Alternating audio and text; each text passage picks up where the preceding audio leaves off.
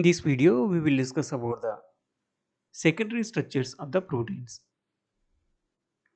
Proteins are the one of the major components present in the acid insoluble retentate, and these are the biomacromolecules whose molecular weight is higher than 10 kDa. Proteins involved in various activities that may be as enzymes or hormones or antibody or maybe in the structural as a structural part also.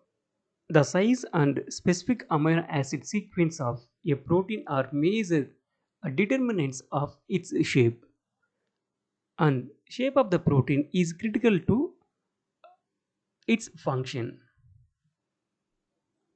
If the shape of the protein is altered even slightly, it may lose its biological as well as functional activity completely. Thus, for the protein to be fully active, it must have the appropriate shape for its function. So that is the importance of the structure of the protein. Protein structure is categorized in terms of four levels: the primary, secondary, tertiary, and quaternary structure.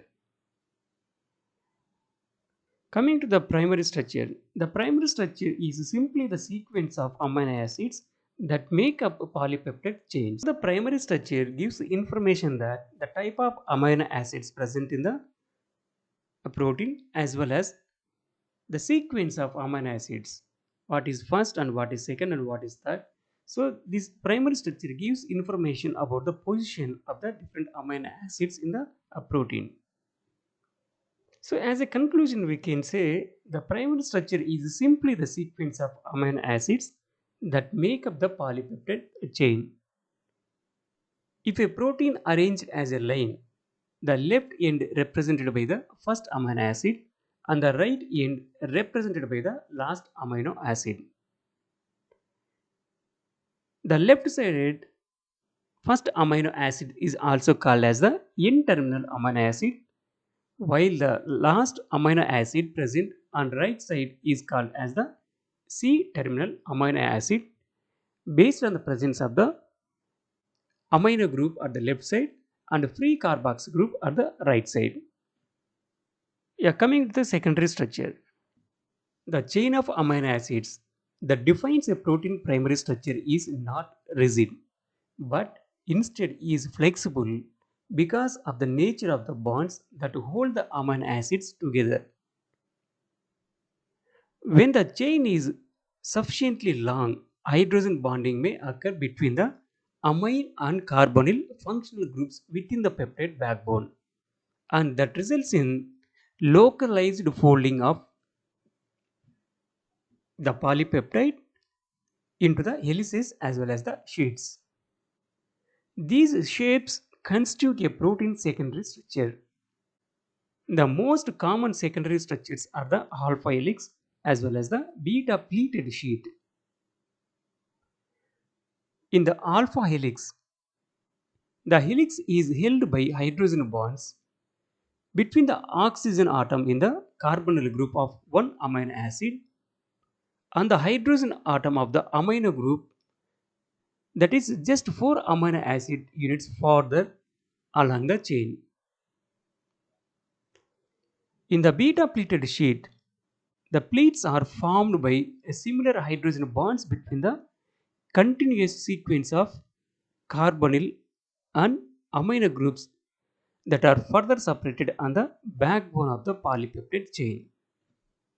Then coming to the tertiary structure of the protein. The next level of protein organization is the tertiary structure, which is the large scale three-dimensional shape of a single polypeptide chain. Tertiary structure is determined by interaction between amino acid residues that are far apart in the chain. A variety of interactions give rise to protein tertiary structure, such as disulfide bridges, hydrogen bonds, ionic bonds, and hydrophobic interactions between the non-polar side chains. All these interactions combine to determine the final three-dimensional structure and shape of the protein and its function. Some proteins are assemblies of or group of. Some proteins are assemblies of several separate polypeptides, also known as the protein subunits. These proteins functions adequately only when all the subunits are present and adequately configured. The interactions that hold these subunits together constitute the quaternary structure of the protein.